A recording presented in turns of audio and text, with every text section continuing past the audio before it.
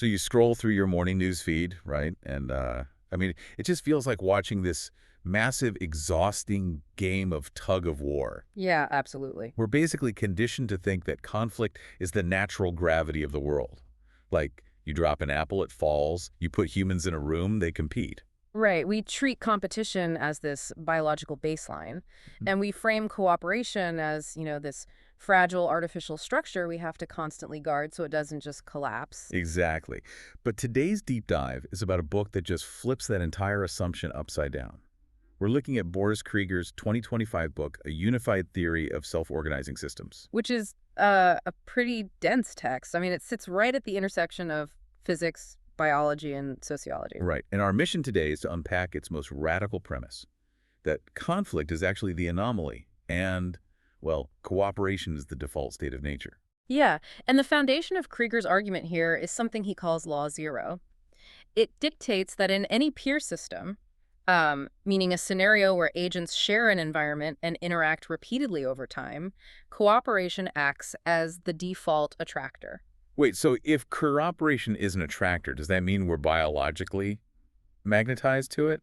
Or is Yeah. this like strictly a mathematical concept? Well, it's actually best understood through physics. Hmm? So picture a ball resting at the very bottom of a curved bowl. Okay, I'm picturing it. That resting state at the bottom, that is cooperation. Antagonism or conflict is like holding that ball up near the rim. Oh, so it takes effort. Exactly. It requires continuous external energy, what the book calls a perturbation, to stay up there. Yeah. Remove that active energy, and gravity just pulls the ball back down to the bottom. Okay, let me push back on that a bit. Mm-hmm. Because a wolf hunting a deer is a natural interaction in a shared environment, but it's a zero-sum conflict. I mean, the deer certainly isn't cooperating and being eaten. Right, yeah. So gravity isn't exactly pulling them toward mutual benefit.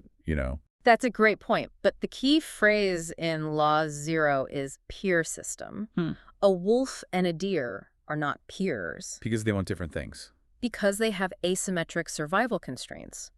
The wolf's survival literally requires the deer's demise. When constraints don't align like that, you get structural conflict. Oh, okay. But look at a wolf interacting with another wolf, or a deer with a deer.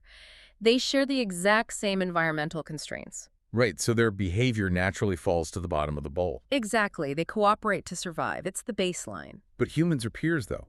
We Yeah. share the same baseline survival constraints. So why is human history basically wall-to-wall conflict? It seems like we're holding the ball at the edge of the bowl on purpose. Well, to understand why, the book actually points to Elinor Ostrom's Nobel-winning research. The tragedy of the commons. Yeah, the assumption that humans will selfishly deplete shared resources if left to their own devices. Right.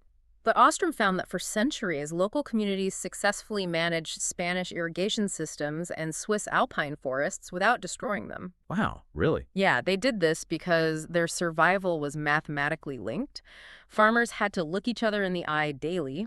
Their reputations and shared dependencies created this natural, cooperative feedback loop. So the shared resource wasn't the problem, it was the glue. Mm.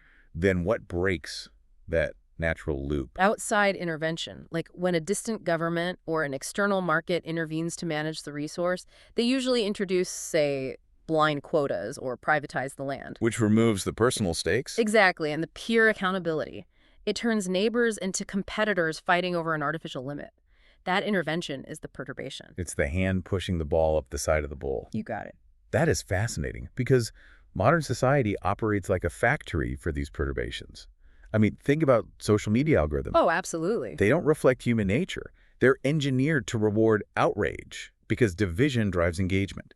Or corporate policies like forced employee rankings. Right, grading on a curve. Yeah, grading on a curve means only a set number of people can succeed, which manufactures artificial scarcity among peers. Those systems provide the continuous external energy forcing us into conflict. And the book formalizes this illusion with Law 3, which is known as signal asymmetry. Even with all those modern perturbations, cooperation is still happening everywhere all the time. We just don't notice it. Right. Mathematically speaking, success is incredibly quiet, while failure is incredibly loud. That tracks perfectly when you look at infrastructure. Yeah. Like you flip a switch in your living room, the lights turn on, and you don't even process it. It's entirely invisible. Right. But if the wiring sparks and burn your house down, well, it's the lead story on the local news. Exactly. Millions of cooperative interactions, supply chains, traffic flows, digital networks, basic human decency, they function flawlessly every day without a sound. Yeah.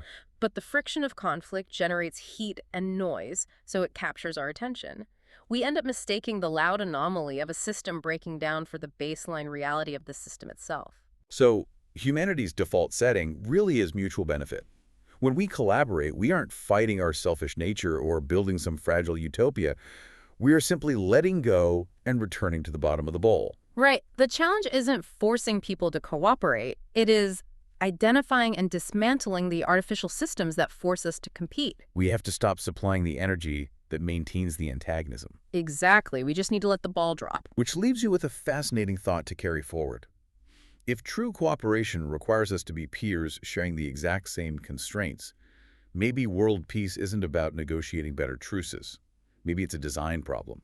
If we deliberately redesigned our global economy so that one nation's survival was mathematically and inextricably linked to another's, creating an undeniable, inescapable peer system, would war simply become physically impossible.